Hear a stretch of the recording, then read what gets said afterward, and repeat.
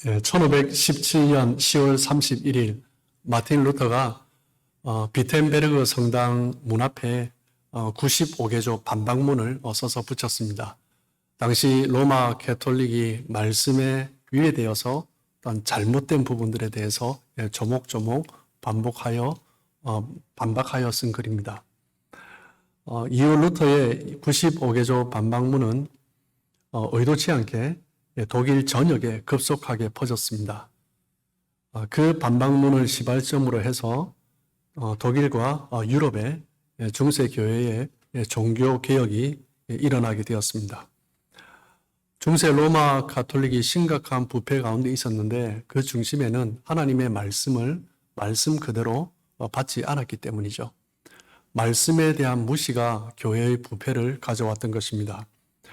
마틴 루터가 종교개혁을 하면서 일으킨 여러 가지 일들 중에 가장 중요한 공헌 중에 하나가 무엇이냐면 당시의 말씀을 일반인들이 읽을 수 있는 독일어 성경으로 번역했다라는 거죠.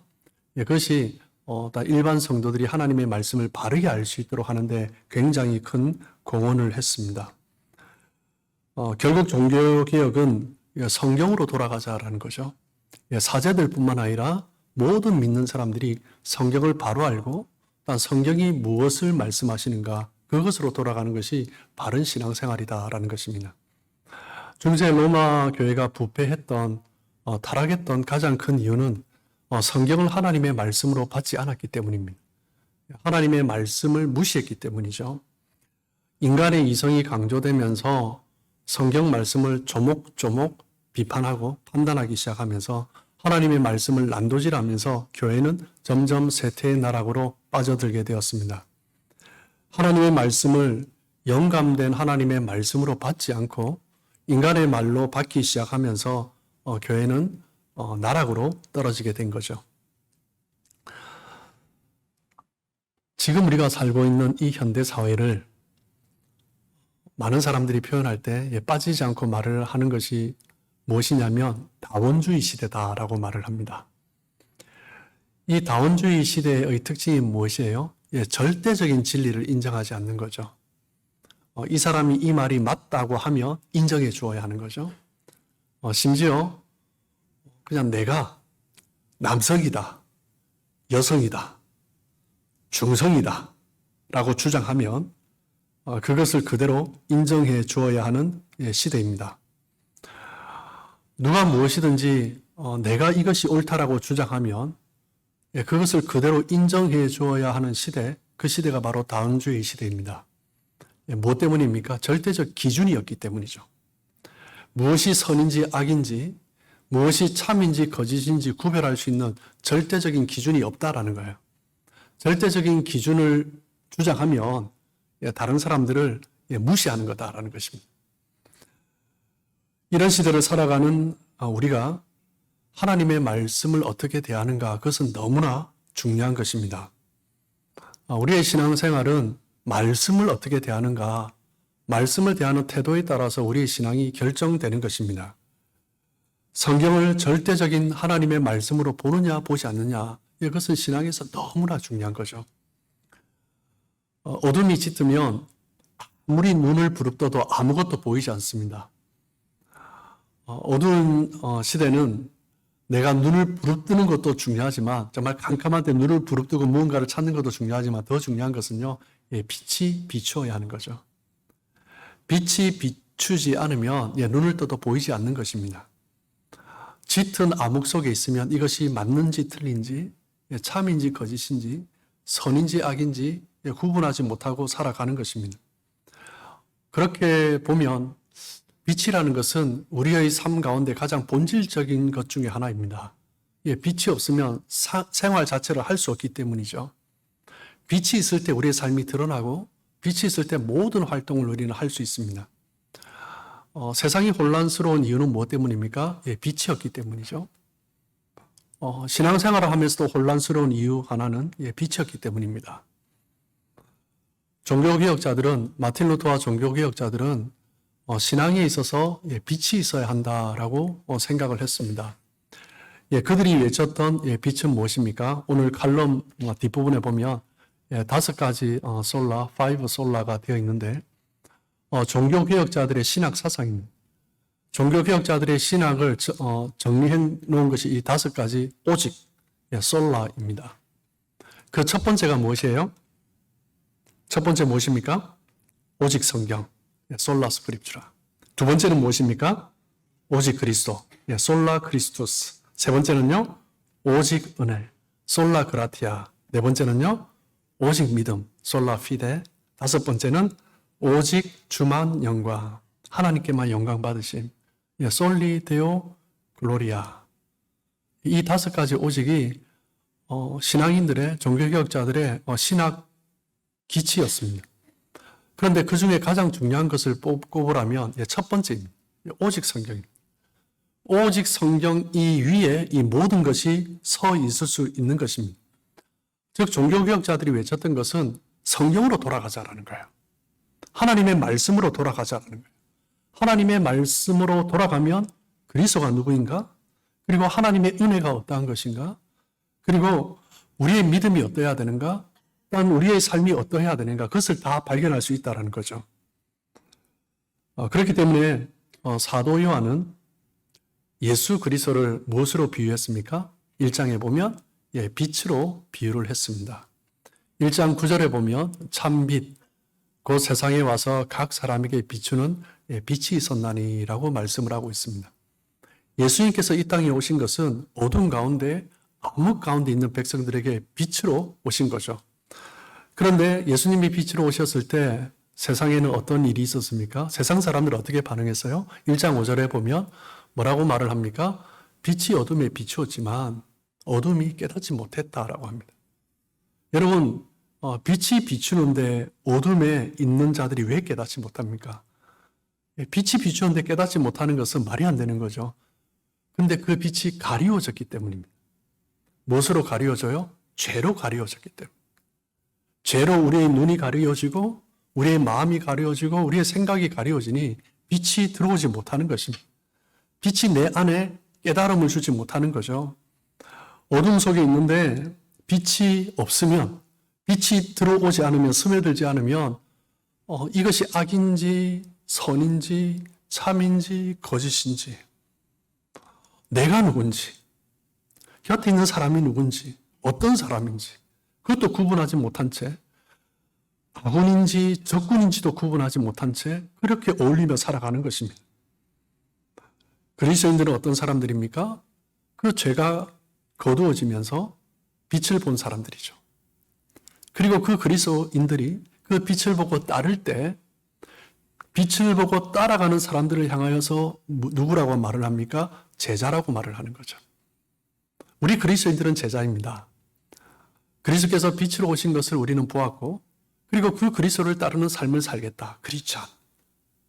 그것이 바로 제자라는 의미이죠.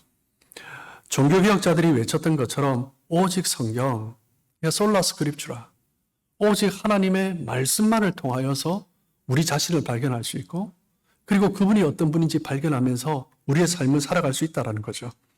그래서 신앙의 핵심은 성경에 대한 자세입니다. 하나님의 말씀에 대한 자세, 그것이 바로 신앙의 핵심이다라고 할 수 있습니다. 오늘 본문은 사도 바울이 노년의 마지막으로 쓴 서신입니다. 자신의 유언과 같은 서신이죠. 이 서신을 자신의 영적인 아들 디모데에게 목회자로서, 스승으로서, 그리고 아비로서, 영적인 아비로서 아들에게, 그리고 목회 후배에게 쓰고 있는 편지입니다. 디모데후서 3장 14절에 보면 그러나 너는 이 세상 가운데 살아가는 너는 배우고 확신한 일에 거하라 라고 말씀하고 있습니다. 무엇입니까? 하나님의 말씀이죠. 복음이죠. 복음을 배웠고 그 복음 안에 확신하며 거해야 한다는 거예요. 배운 그 말씀 가운데 확신해야 합니다.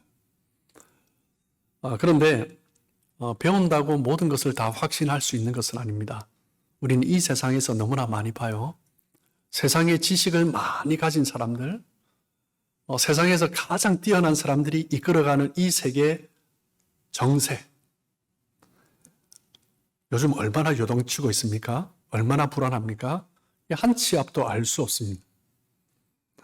세상 지식은 결코 우리를 이끌어 가지 못합니다. 얼마 전에 들은 소식이죠. 일본의 소프트뱅크의 창업자, 제1교포죠. 손정이 뭔가를 또 잘못 투자해가지고 돈을 막 엄청 잃어버렸다라는 소식을 듣습니다. 워런 버핏도 투자의 기재, 뭔가를 또 잘못 투자해서 돈을 잃어버렸다라는 소식을 듣습니다. 세상에 가장 뛰어난 사람들이 모여있는 뉴욕의 그 경제, 거기에도 제대로 그 경제 상황을 파악하지 못해서 요동치는 상황이 얼마나 자주 일어납니까? 세상에 나오는 지식은 결코 우리에게 확신을 줄 수 없는 것입니다. 우리 인간에게서 나온 지식은 결코 우리를 붙들어 줄 수 없는 거죠. 확신은 우리 안에서 만들어지는 것이 아닙니다. 확신은 결코 변하지 않는 진리 위에서 나오는 거죠. 시편 1편 2절 말씀을 보면 복 있는 사람은 악인들의 꾀를 따르지 아니하고 죄인들의 길에 서지 아니하고 오만한 자의 자리에 앉지 아니하고 복 있는 사람은 어떤 사람입니까? 오직 하나님의 말씀을 즐거워하고 하나님의 말씀을 주야로 묵상하는 사람. 그 사람이 바로 복 있는 사람이다라고 말씀합니다. 여러분, 묵상은요, 하나님의 말씀을 주야로 묵상한다는 것은 어떤 방법적인 것을 의미하는 것이 아닙니다. 그래서 무엇이냐면 말씀을 통해 하나님을 음미하는 거예요. 말씀을 통해서 하나님과 교제를 나누는 것입니다. 이것이 하나님의 말씀을 묵상하는 것입니다. 그렇기 때문에 묵상이라는 것은 잠잠히 하나님을 기다리는 것입니다. 하나님을 기대하고 그 말씀 앞에 있으면 그 말씀 가운데 하나님이 주시는 음성이 있는 거죠. 그 음성을 들을 때 우리는 묵상하고 있다라는 거죠. 하나님을 사랑하는 사람은 하나님의 그 사랑의 음성을 듣고 싶어 합니다. 성경은 그렇기 때문에 하나님이 우리를 사랑하시기 때문에 주신 사랑의 편지다라고 말을 합니다. 여러분, 연애 편지 받아보신 경험들 다 있으시죠? 네. 흐뭇하게 웃으시는 분들이 계십니다. 요즘 젊은이들은 다 이렇게 디지털로 해서 그런 것이 잘 없을 것 같아요. 연애 편지를 받아보면 그냥 이렇게 훑어보지 않잖아요. 단어 하나하나 봅니다. 또 문장 하나하나 읽어보고요. 또 행간에 내가 놓친 것이 있는가. 또 읽어보고 또 읽어보고 또 묵상합니다. 그리고 이 단어를 쓴 이유가 뭘까 또 생각해 봅니다. 그러면서 다 읽고 나면 읽었다고 찢어버립니까? 아니요. 고이 접어두죠. 그리고 생각나면 또 읽어봅니다. 그러면서 생각하죠. 이 편지를 보면서 나는 어떻게 해야 되는가? 이 사랑의 편지를 보고 읽고 나는 어떻게 반응해야 되는가? 그것을 생각합니다. 내가 사랑하는 사람의 편지라면 그것을 내가 묵상하면서 또 내 삶 가운데 그 편지의 내용이 스며드는 거죠. 그런데 여러분 한번 생각해 보십시오. 내가 사랑하는 사람이 편지를 줬는데 내가 읽어보지 않고 누가 대신 읽어줘요. 그것으로 만족할 수 있겠습니까? 제가 한번 간혹 초등학교 때, 중학교 때 저희 집으로 연애 편지가 도착한 적이 있습니다. 그런데 한 번씩 뜯어져 있는 경우가 있어요. 누군가 열어본 거죠. 저희 형이나 범인은 형이나 누나 둘 중에 하나일 텐데 먼저 뜯어본 것입니다. 너무 기분이 안 좋죠. 할 수 없이 그래도 다시 이제 읽으면서 또 음미를 해봅니다. 내가 사랑하는 사람에게 편지를 받았는데 그 편지를 내가 직접 열어보지 않고 그냥 다른 사람이 읽어주는 것에 이런 의미인 것 같다라고 할 때 그것에 만족하는 사람은 아무도 없을 것입니다. 내가 또 읽어봐야 되는 거죠. 내가 그리스도인이라면 하나님의 말씀을 내가 읽고 또 읽어봐야 됩니다. 근데 간혹 성도들 가운데 보면 어떤 사람들은 성경을 언제 열어봐요? 주일날 예배 왔을 때 집에 놔뒀다가 다시 주일날 아침에 또 성경을 찾아요. 들고 왔다가 그리고 이제 열어보고 목사님이 설명해주면 그 설명을 듣습니다. 요즘은 또 성경을 안 가져와도 되는 그런 세상을 또 살고 있죠. 설교 시간 성경을 같이 읽고 그 의미를 강해해 주는 목사의 설교를 들으면서 이 하나님의 말씀을 내가 만족하고 있으면 안 됩니다. 정말 하나님을 사랑한다면 그렇게 할 수가 없는 거죠. 연애 편지를 읽는 것처럼 하나님의 말씀을 묵상해야 된다라고 알고 있는데 이 하나님의 말씀을 묵상하라면 정말 내가 이 말씀을 열어보고 읽고 또 읽고 그 단어를 생각해 보면서 그리고 그 행간을 생각해 보면서 정말 이 하나님의 사랑을 내가 경험하면서 나는 어떻게 반응해야 되는가. 그것을 생각할 수밖에 없는 것이 사랑의 편지인 거죠.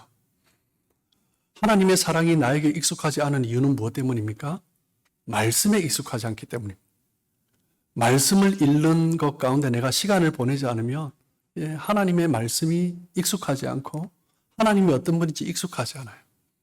그래서 내 삶 가운데 하나님이 어떻게 역사하시는지 깨닫지 못하는 거죠.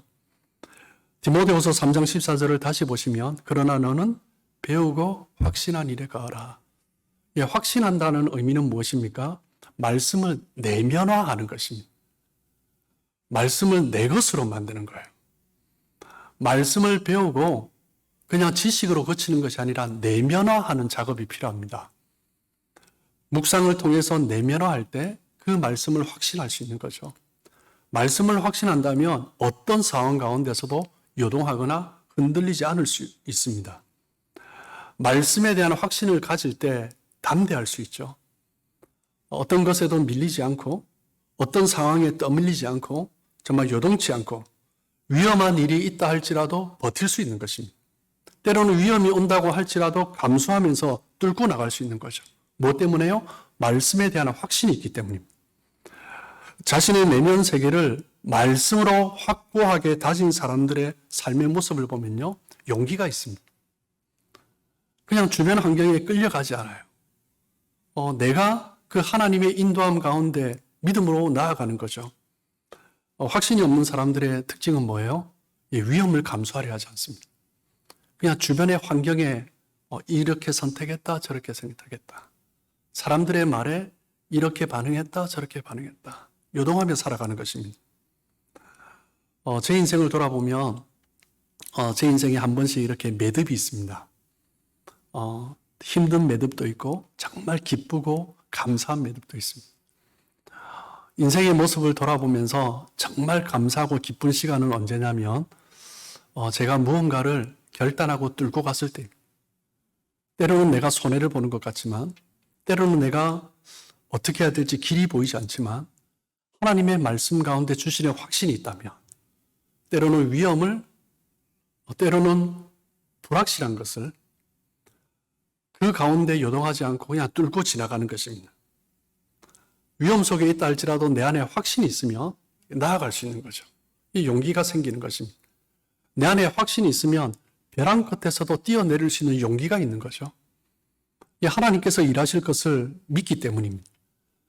제 인생 가운데 남아있는 축복의 순간들은요, 그런 순간들입니다. 그냥 떠밀려가지 않아요. 그냥 담대하게 딛고 나가는 것입니다. 세상의 지식은 결코 우리에게 용기를 주지 않습니다.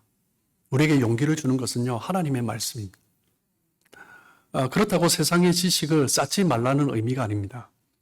세상의 지식을 쌓아도 하나님의 말씀 위에 그 지식이 쌓여야 하는 거죠.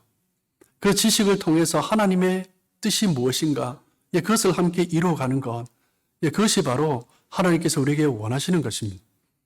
하나님의 말씀으로 내면이 채워지게 되면, 하나님의 진리로 우리가 무장하게 되면 어떤 위험도 뚫고 갈 수 있는 거죠. 성경은 인간의 작품이 아니죠. 하나님의 말씀입니다. 디모데후서 3장 16절 말씀, 너무나 잘 아시는 말씀이죠. 우리 한 목소리로 함께 우리 암송하고 함께 읽어보겠습니다. 시작. 모든 성경은 하나님의 감동으로 된 것으로 교훈과 책망과 바르게 함과 의로 교육하기에 유익하니. 하나님의 말씀이, 이 성경이 하나님께서 주신 말씀이기 때문에 이 말씀이 우리를 바로 세우고 때로는 우리를 책망하면서 우리가 바른 길로 갈 수 있도록 이끌어가는 거죠. 죄로 말미암아 왜곡되어진 우리의 삶의 모습에 하나님의 말씀이 빛으로 임함으로 말미암아 무엇이 바른 것인가를 깨닫고 다시 우리는 하나님께서 원하시는 그 모습으로 바름을 선택할 수 있는 것입니다. 하나님의 말씀을 잃어버린 영혼들, 하나님과의 관계가 깨어진 영혼들, 즉 죄 가운데 사는 사람들의 특징은 무엇이에요? 방향을 잃어버리는 거예요. 내가 무엇을 위해서 살아야 할지 잃어버린 것입니다. 여러분, 죄가 헬라어로 뭐라고 해요? 하마르티아라고 합니다. 하마르티아의 원래의 뜻은 뭐죠? 관역에서 벗어나다라는 뜻입니다. 성경에서 말을 하는 죄는요, 단순히 도덕적인 타락을 의미하지 않습니다. 방향을 벗어나는 것이 죄입니다. 단순히 도덕적인 것이 아니라 내가 지금 무엇을 향해 나아가고 있는가, 방향을 잃어버렸다면 성경은 죄다라고 말을 합니다. 내가 지금 무엇을 위해서 살아가고 있는가, 그것을 잃어버린 채 살아가고 있으면 성경은 죄 가운데 있다라고 말을 합니다. 내가 누구인가? 내가 어디에서 와서 어디로 가고 있는가? 그것을 잃어버린 채 살아가고 있다면 성경은 죄 가운데 방황하고 있다라고 말을 합니다. 우리 인생의 마지막이 어떻게 될까? 그것을 잃어버린 채 살아가고 있다면 성경은 우리에게 죄로 인하여서 방황하고 있다는 거죠. 우리는 이런 질문을 던져봐야 됩니다. 이런 근원적인 질문을 던져봐야 됩니다. 이 질문들은 결코 추상적인 것이 아닙니다. 정말 우리 삶 가운데 실제적인 거예요. 정말 나의 삶이 어떤 걸음을 걸어가야 하는가, 거기에 대한 도전적인 말씀이고 정말 그 말씀이, 그 질문이 우리 존재의 정체성에 관련된 말씀입니다. 우리는 언젠가 다 죽음 앞에 서게 됩니다. 어느 날 갑자기 죽음 앞에 서게 되었을 때 나는 정말 후회 없이 살아왔는가? 내가 죽음 앞에 서게 되었을 때 나는 이제 어떤 모습이 될 것인가? 죽음 위에 나는 어떤 모습일까? 이 질문에 답을 하지 못하고 살아가고 있다면 그것은 정말 자기 인생에 무책임한 것입니다. 여전히 어둠 가운데 사는 인생인 거죠. 아무리 살기가 바쁘고 힘들고 급해도 우리의 출발지와 우리의 목적지는 분명하게 알고 있어야 됩니다. 말씀을 통하여서 하나님은 그것을 가르쳐 주신다라고 말씀하시는 거예요. 우리가 어떤 삶을 살아야 하는가?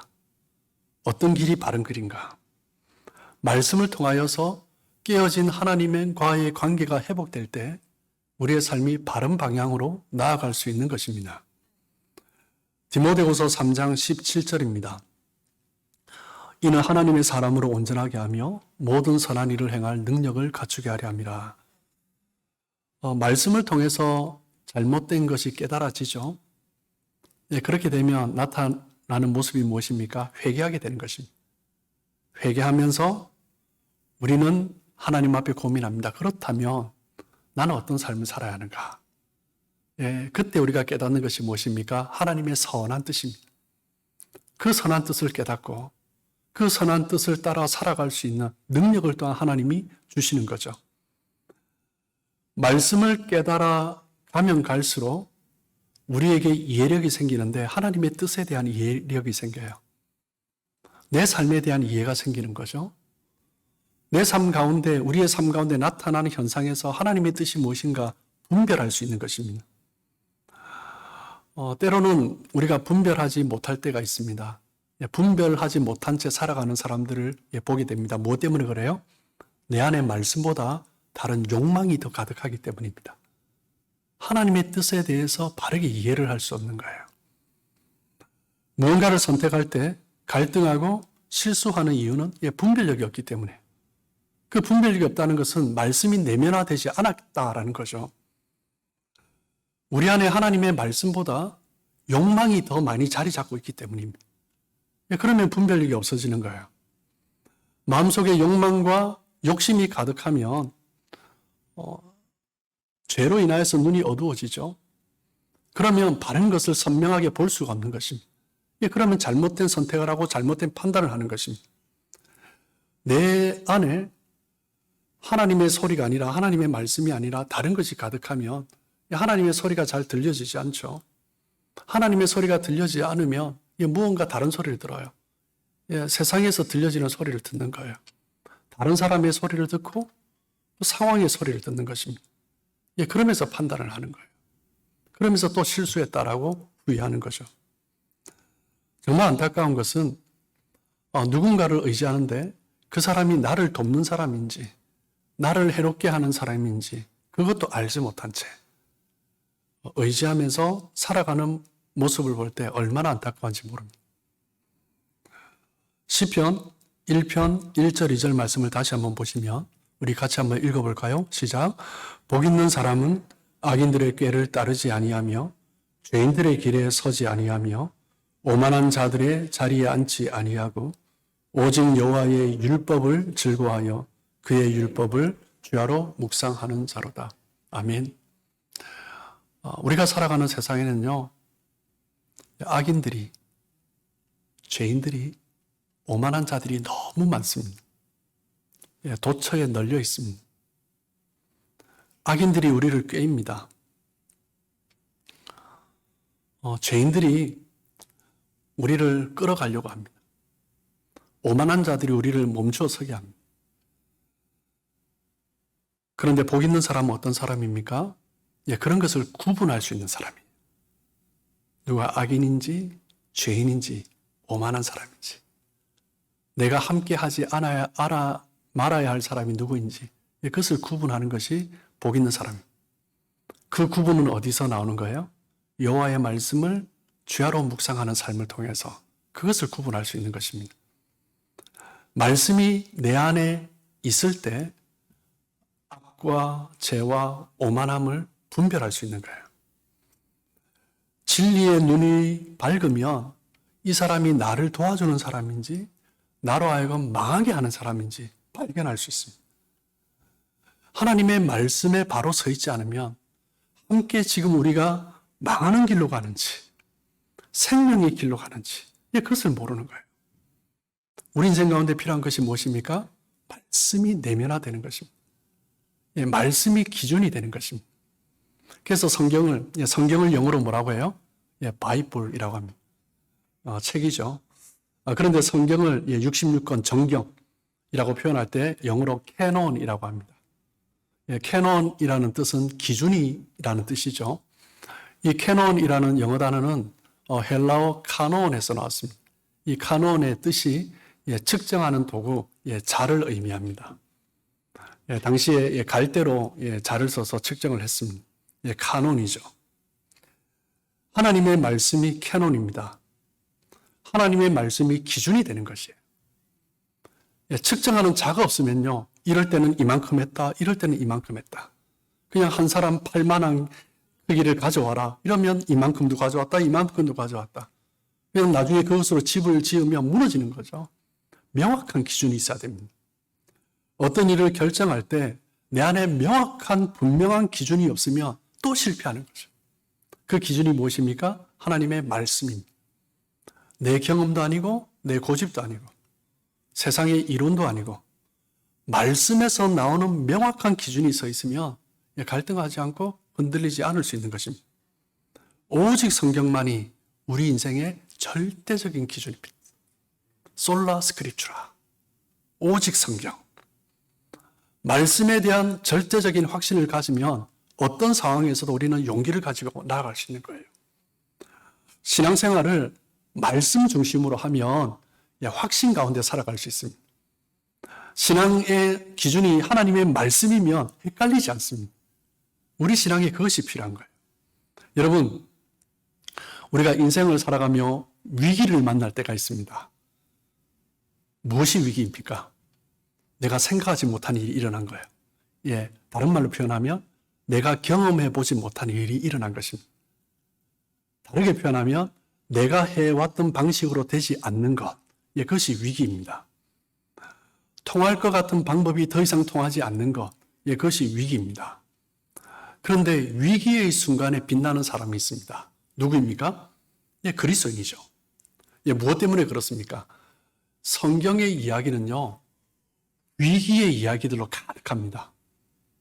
창세기부터 계시록까지 예수님의 이야기, 사복음서도요, 다 위기의 이야기들입니다. 성경에서 우리가 발견할 수 있는 것은 무엇입니까? 위기의 순간에 하나님이 어떻게 행하셨냐라는 거예요. 위기의 순간에 예수님이 어떻게 하셨냐라는 거예요. 위기의 순간에 하나님의 사람들이 어떤 결정을 내리며 살아갔냐라는 것입니다. 위기의 순간에 악인들이, 죄인들이, 오만한 사람들이 어떤 결정을 했는가? 그리고 어떤 실패를 했는가? 그것이 성경의 내용 아닙니까? 그리스도인들은 이미 답을 가지고 있습니다. 성경을 가지고 있죠. 그래서 위기가 와도 그리스도인들은 흔들리지 않습니다. 성경 안에 그 많은 위기들 가운데 하나님이 어떻게 행하셔야 하는지 우리에게 이미 다 말씀해 주셨기 때문이죠. 성경은 우리가 이 땅을 살아야 할 때 어떻게 살아야 하는지 그 지혜가 다 담겨 있는 거죠. 디모데후서 3장 15절에 보면 또 어려서부터 성경을 알았나니 성경은 능히 너로 하여금 그리스도 예수 안에 있는 믿음으로 말미암아 구원에 이르는 지혜가 있게 하느니라. 지혜는 크게 두 가지로 구분할 수 있습니다. 첫 번째는 구원에 이르게 하는 지혜입니다. 성경의 1차적인 목적은 구원을 위한 것입니다. 하나님의 지혜는 구원을 위한 것입니다. 아무리 지혜가 있는 사람이라 할지라도 구원을 얻지 못하면 아무 소용이 없습니다. 십자가를 통해서 주시는 그 구원은 성경에서 나오는 지혜죠. 최고의 지혜입니다. 그리고 두 번째 지혜는 어떤 지혜입니까? 삶에서에 나오는 지혜입니다. 예수를 믿으면 이 세상에서 성공할 수 있는가? 할 수 없는가? 이 세상을 살아갈 때 정말 성경에서 말을 할 때 정말 그것을 붙들면 형통할 수 있는가? 제가 확실하게 답을 드리지는 못합니다. 왜요? 성공할 수도 있고 성공하지 못할 수도 있습니다. 그러나 분명한 것은 말씀으로 지혜를 얻으면 성공의 확률은 높아집니다. 그런데 성경에서 말을 하는 성공은요, 이 세상에서 우리가 잘 먹고 잘 살고 더 많이 가지는 것을 의미하지 않습니다. 성경에서 말을 하는 성공은요, 형통은요, 요셉의 삶에서도 잘 보여지고 있습니다. 요셉을 향하여서 어떻게 말을 합니까? 형통했다라고 말을 해요. 요셉의 삶을 보면요, 정말 종으로 팔려가고요, 감옥에 들어가고요. 그런 인생을 살았습니다. 그럼에도 불구하고 감옥에 있을 때 하나님이 함께하는 형통하게 하심을 보았다라고 기록하고 있지 않습니까? 성경에서의 형통의 의미는 그 삶을 통하여서 하나님의 뜻이 이루어지고 있는가 아닌가 그것을 나타내는 것입니다.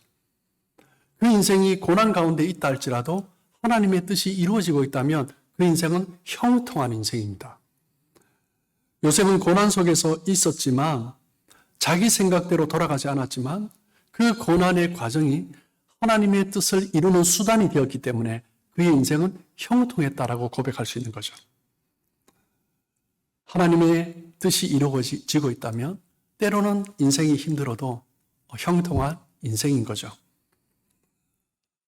세상에서 잘 먹고 잘 사는 것이 형통이라고 말할 수 있습니까? 아니요, 결코 그렇게 말할 수 없습니다. 지금 잘 먹고 잘 사는 것, 많은 돈을 버는 것, 그것이 정말 형통인가 아닌가 끝에 가봐야 합니다. 그것으로 인하여서 고통받는 사람들이 너무나 많습니다. 우리 인생 가운데 하나님의 뜻이 이루어지지 않는다면 세상적인 형통은 아무런 소용이 없는 거죠. 우리의 삶을 통하여서 하나님의 뜻이 이루어지는 것이 바로 형통이고 축복인 것입니다. 지금 이 시대는 불확실성의 시대입니다. 너무나 불확실해요. 모든 것이 불확실합니다. 아무도 미래를 알 수 없습니다.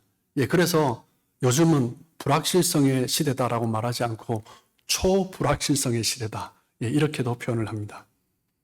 모든 영역에서 총체적으로 불안함 가운데 살아가고 있다라는 거죠. 많이 수고하고 노력하고 땀 흘리며 살아왔는데 주어진 결과가 너무나 절망적일 때가 있습니다. 그러나 그렇다 할지라도 내가 여전히 하나님의 말씀을 따라가고 있고 하나님이 내 안에 함께하고 계시다는 그 확신이 있다면 우리는 두려워할 필요가 없고 불안해할 필요가 없습니다. 우리의 삶을 통해서 하나님의 뜻을 이뤄 가시기 때문이죠. 우리는 다원주의 세대 가운데 살고 있습니다. 모든 것이 다 허용되는 시대를 살고 있습니다. 이 시대 가운데 우리는 정말 하나님의 절대적인 기준을 붙들어야 합니다. 그 말씀을 붙들고 믿음으로 달려갈 때 우리의 인생을 하나님께서 승리의 길로 이끌어 주실 것입니다. 오늘은 종교개혁을 기념하는 종교개혁 506주년을 기념하는 종교개혁 기념주일입니다.